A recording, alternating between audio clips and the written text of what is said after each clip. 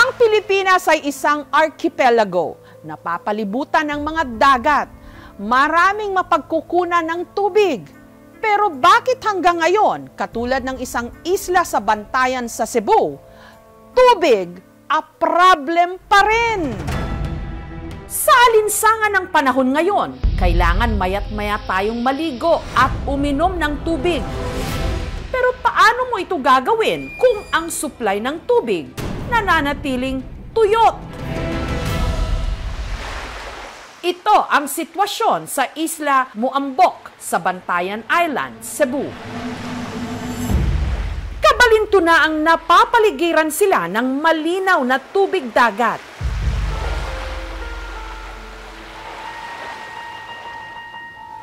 Pero ilang henerasyon na raw silang uhaw sa malinis na tubig inumin. Di na namin kaya diligan kasi ang hirap ng tubig dito.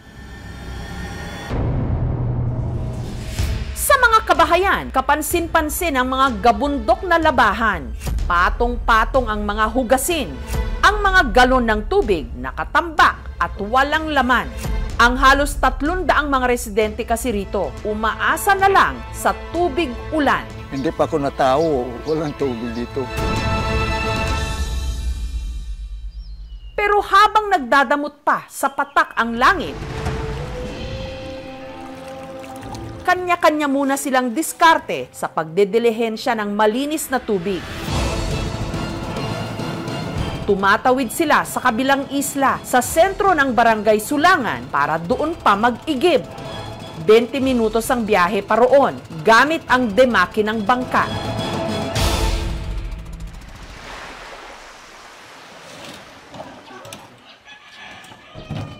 Alas 6 pa lang ng umaga, inihahanda na ng 71 anyos na si Tatay Rosibal ang 10 container ng tubig na kanyang pupunuin.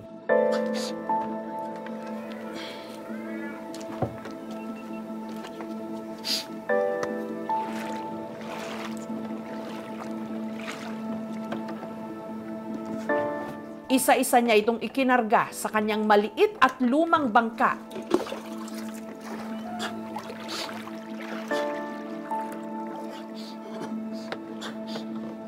Ang biyahe, inaabot ng 1 oras. Ang gamit niya kasing bangka, desagwan.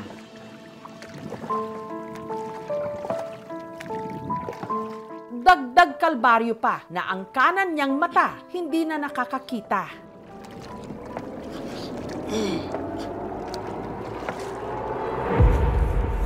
Pero hindi pa man nakakalayo ng dalampasigan, nagsimula na ang aberya. Ang bangka kasi ni Tatay, may butas.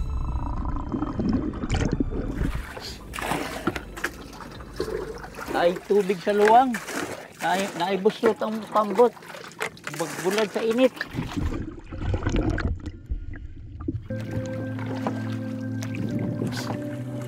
Hindi pa man nangangalahati sa pagsagwan, hapon na siya. Ari akong baon nga paan. Oh, salamat sa Ginoo, bug na sa dughan.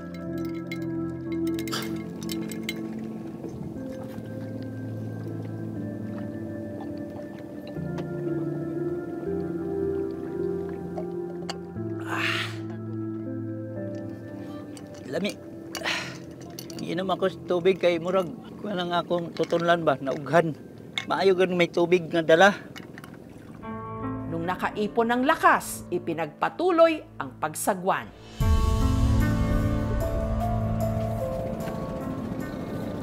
Tanaw ko sa may bangka tayo, tanaw ko.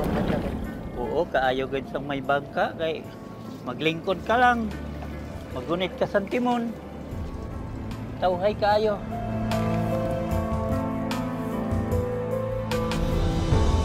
Hindi niya namalayan, malapit na pala siya sa sentro ng Isla Sulangan.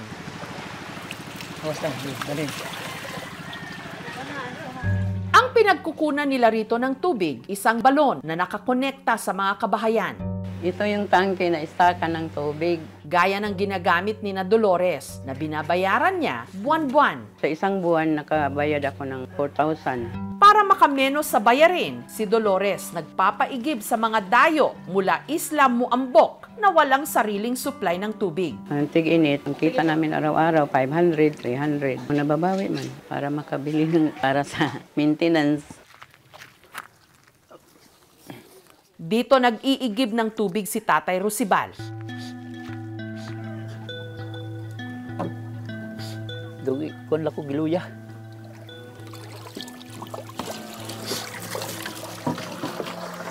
3 piso ang bayad sa malalaking container, 2 pesos naman sa maliliit.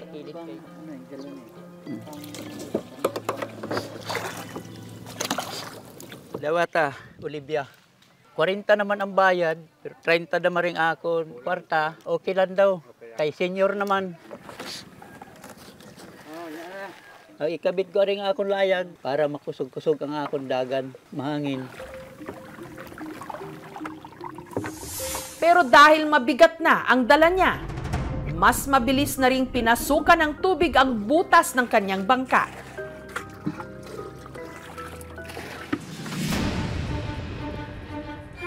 Napatigil siya nung nag-iba ang direksyon ng hangin.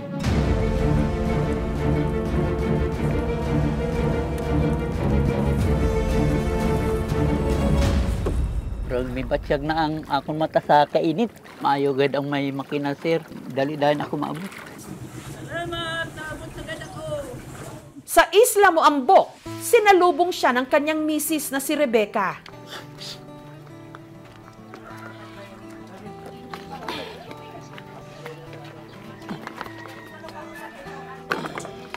Dahil ngayon lang sila nagkatubig, ngayon lang din sila makakapagsaing.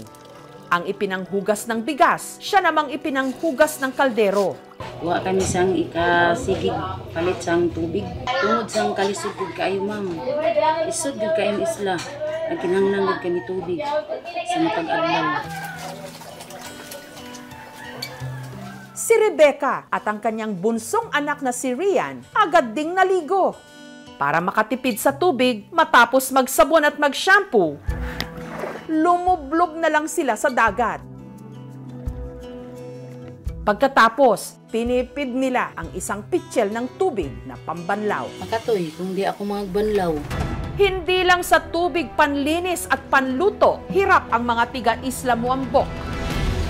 Lalong-lalo na rin sa tubig inumin dahil maalat ang naiigib na tubig sa sentro ng Sulangan.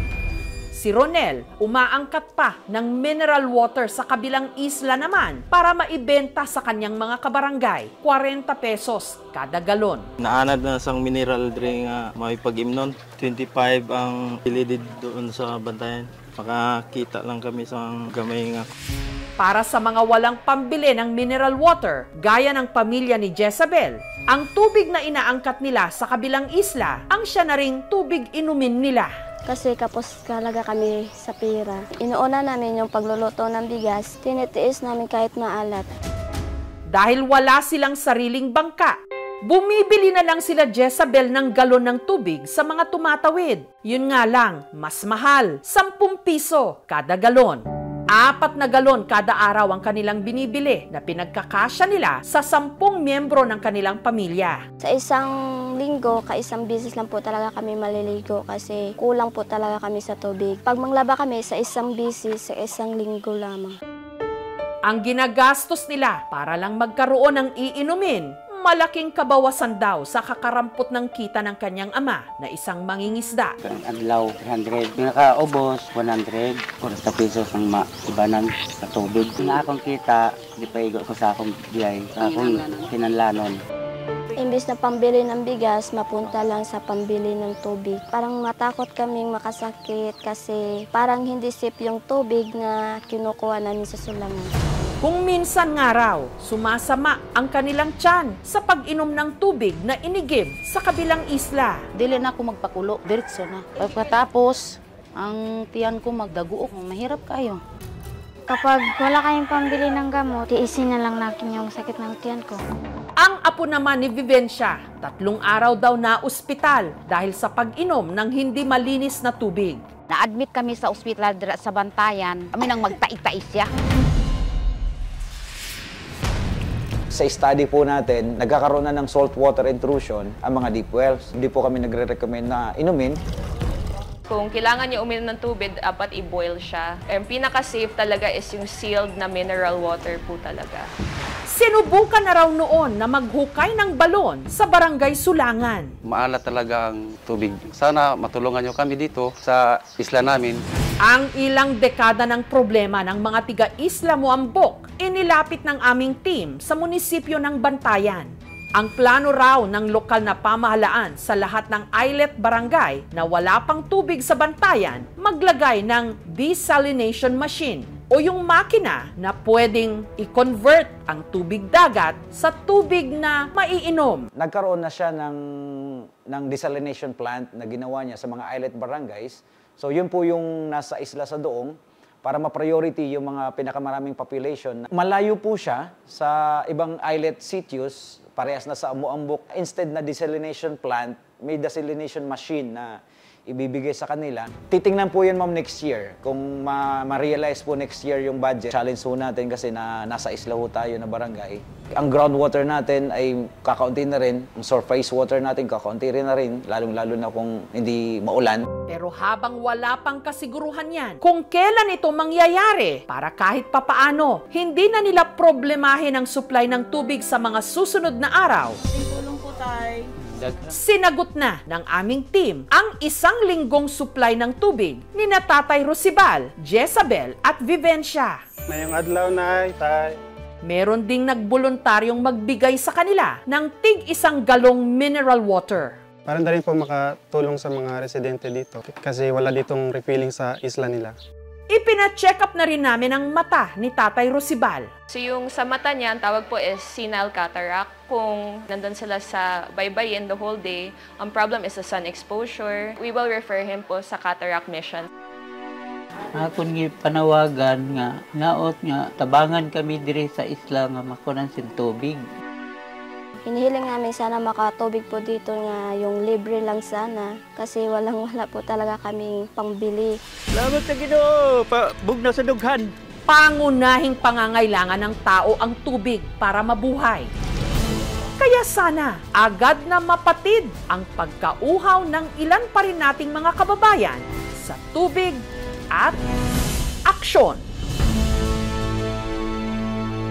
Thank you so much mga kapuso. Kung nagustuhan niyo po ang videong ito, subscribe na sa GMA Public Affairs YouTube channel. Don't forget to hit the bell button for our latest updates.